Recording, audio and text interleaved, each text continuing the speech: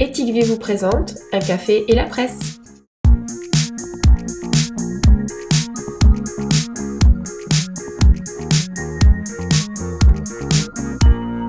Bonjour Jean-Pierre. Comment ça va? Très bien et vous? Eh ben écoutez, pas mal enfin. Mais vous m'avez l'air un peu fatigué. Oui, c'est le week-end. Ouais, j'ai regardé le match de l'ASM qui a gagné contre le Stade Français. 36-10 quand même, pas mal. Hein. Alors, pas contre en les tout meilleurs, cas, hein. Les héros sont fatigués, Georges. Regardez ce dessin que j'ai trouvé pas mal. Super Mario et Wonder Yannette sont épuisés à l'orée d'un mois de juin de tous les dangers. La présidente de la Fed et son alter ego de la BCE sont dans un champ de ruines monétaires.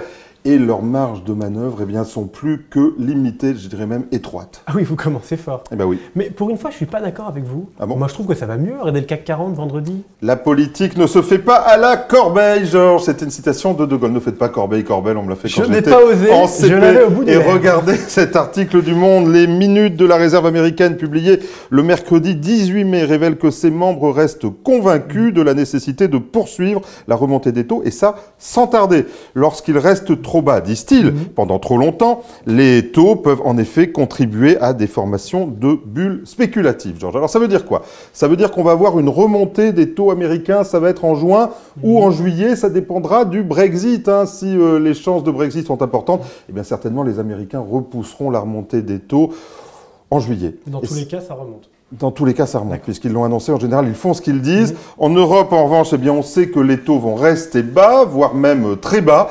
Et ça veut dire que si on lit la lecture de la Fed, eh bien, on est face à des bulles spéculatives. Mais les bulles, j'ai vu qu'on en parlait de plus en plus, même au plus haut niveau. Ben oui, écoutez, c'est notre ami, non, un monsieur très respecté. Je ne le connais pas personnellement. Un monsieur très respecté qui s'appelle Gérard Ramex, qui est le président de l'AMF, qui a présenté son rapport la semaine dernière. Il était sur BFM, Georges, forcément. Et c'est un homme prudent, mais à mots couverts. Eh bien, il dit qu'il a énormément d'inquiétudes, notamment sur les taux négatifs. Écoutez-le. Ni les assureurs, ni les banques n'ont été organisés, conçus, pensés pour fonctionner avec des taux d'intérêt à peu près nuls.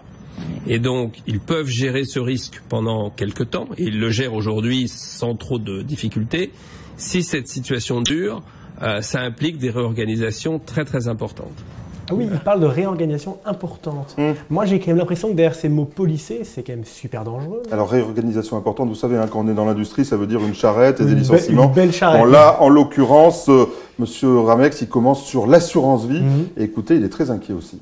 Quand vous souscrivez un contrat en euros aujourd'hui, votre assureur va investir une grande partie de l'argent que vous investissez dans votre contrat en euros dans des obligations qui rapportent moins que le taux d'intérêt qu'il va vous offrir. Donc il ne peut faire cela que parce qu'il a des plus-values engrangées historiquement et qu'il distribue à cette occasion. Ceci aura forcément une fin. Mais du coup, c'est triste. Vous devez être content, mais finalement, ce que vous dites depuis 4 ans, vous auriez peut-être raison. Bah oui. Et Gérard Ramex a l'air de dire que Jean-Pierre Corbel a raison. Écoutez, alors je le remercie s'il pense que j'ai raison. En tout cas, c'est jamais bien, vous le savez, d'avoir raison trop tôt. Vous savez que beaucoup d'assureurs m'ont engueulé, on peut le dire, sur le sujet. En tout cas, on est au bout de l'histoire et il n'y a pas que l'assurance vie. Hein. Oui, il y a les banques voilà, aussi. Moi, je suis jamais content d'avoir raison trop tôt, hein, bien sûr. surtout s'il s'agit de problèmes. Mais il n'y a pas que l'assurance vie, il y a aussi les banques. On va rester un moment encore avec Gérard Ramex. Et quand il nous parle des banques, il nous dit que c'est leur modèle même qui est en cause. Écoutez-le toujours. Traditionnellement, le réseau des banques de détail en France se finançait en partie par le fait qu'il délivrait des services gratuitement, mais il obtenait une rémunération sur les dépôts des particuliers. Cette rémunération, elle devient symbolique. Donc ces questions-là, les responsables, c'est pas le régulateur, c'est avant tout les responsables de ces entreprises. Et je vous prie de croire qu'ils y réfléchissent, qu'ils sont sollicités par ces défis-là.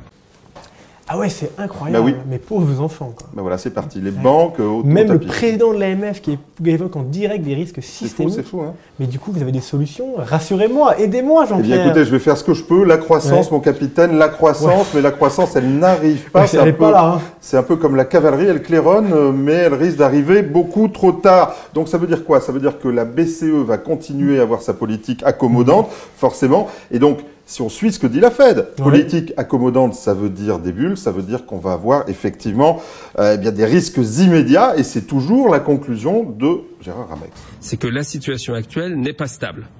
Elle n'est pas durable. Elle n'est pas durable. elle évoluera forcément dans un sens ou dans l'autre. Et donc, il y a forcément des risques, et c'est pour ça que les marchés sont un peu volatiles.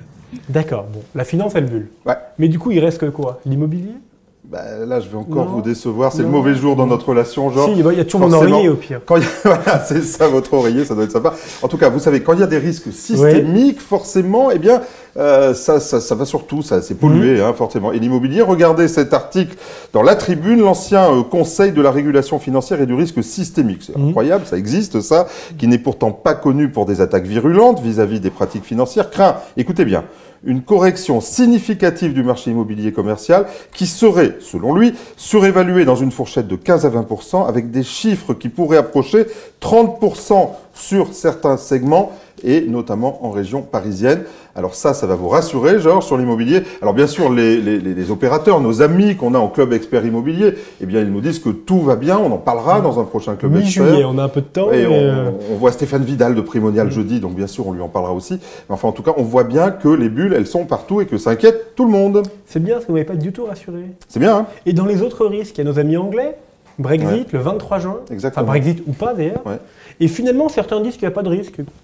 Ça ne changera rien. Certains disent. Oui, C'est votre manière de voir la vie, ça. Certains disent. C'est ce que j'ai lu, en Alors, tout cas. puisque vous dites certains disent, Oui. moi j'en ai certains autres qui disent, et ce sont des gens sérieux, c'est OFI AM, une maison de gestion que vous très connaissez. respecté. Et regardez, ils ont chiffré le risque du Brexit. Regardez, ils nous indiquent que ce Brexit entraînerait une chute de 20% des actions de la zone euro, une baisse de 50 points de base du 10 ans allemand. Alors 50 points de base du 10 ans allemand, il va vraiment en territoire négatif. Ouais. Et surtout, un écartement de tous les spreads obligataires et notamment du high yield sur les pays périphériques. Alors, là, j'ai parlé un peu chinois. Enfin, les spreads, c'est l'écartement des taux entre les différents types d'obligations. Et le high yield, c'est le haut rendement, mais c'est aussi les obligations les plus risquées. Ça veut dire quoi? Ça veut dire que Monsieur Draghi va certainement avoir une crise obligataire juste à l'entrée de l'été, sous réserve du Brexit, mais oui, aussi de sûr. l'Espagne, on y reviendra. Et donc, eh bien, tout ça, ça fait peur. Hein, je le disais, on a forcément l'Espagne, ça c'est le 26, donc le 23 le Brexit. 26 juin aussi, les élections. En Espagne, le 26, qui n'aura certainement pas de gouvernement. On a la Grèce, on a déjà parlé. L'Italie, qui n'a absolument pas réglé son problème de dette bancaire. La France, c'est quand même compliqué. Ouais, la France, bon, allez, on n'en parle pas. Donc, vous voyez que tout ça est très compliqué. Et donc, eh bien, on va avoir peu de perspectives de gains dans les mois à venir pour des risques très importants. Donc, sortez couverts, genre, comme en ce moment, prenez votre parapluie. Mais Jean-Pierre, franchement, je suis déçu. Parce que pour moi, il y avait un truc qui restait, c'était le socle familial. Oui, c'est important La pour famille, les ma valeurs. femme, mes enfants, bah oui, j'aime bien famille. ça. D'accord. Et vous, pourtant, vous êtes jeune marié, Ouais. ce que vous n'avez pas assez dit. Ouais. Et vous me parlez de divorce. Eh bien oui, parce que cette semaine, c'était jeudi dernier, enfin la semaine dernière, le Parlement a voté le nouveau divorce. Alors c'est un divorce par consentement mutuel et on ne sera pas obligé, figurez-vous, de passer devant le juge. Regardez cet article de Fiscal Online. Le texte prévoit que les époux pourront consentir mutuellement à leur divorce par un acte sous seing privé, contresigné par les avocats. Et cet acte sera déposé au rang des minutes d'un notaire, ce qui lui conférera, bien sûr, on le sait, une date certaine et une force exécutoire. La convention sera donc juste discutée avec les époux et leurs avocats. Alors, je ne sais pas si on appelle ça un mariage bic, jetable, Ouais, ubérisé. ou ubérisé, c'est pas mal. Mais en tout cas, mon pauvre monsieur, il n'y a plus de valeur. Ouais, comme on moi, dit ça me chez choque. moi. Près de France, ça me choque Oui, pas. c'est ça, vous êtes forcément. Vous êtes ubérisé avec vos valeurs aussi. Pour finir, si vous pouvez me faire rire un peu, Oui, Jean-Pierre. bah, je vais vous faire rire. Raconter. Alors, comme votre famille à vous, elle s'est agrandie, Oui. tout le monde le sait aussi, eh bien, je vous ai trouvé un nouvel Ah, appartement. c'est sympa, ça. En Attention, plus, je cherche. un loft Ah, sur chic. l'île Saint-Louis. Génial. Regardez bien l'annonce, c'est magnifique. Mais c'est tout petit.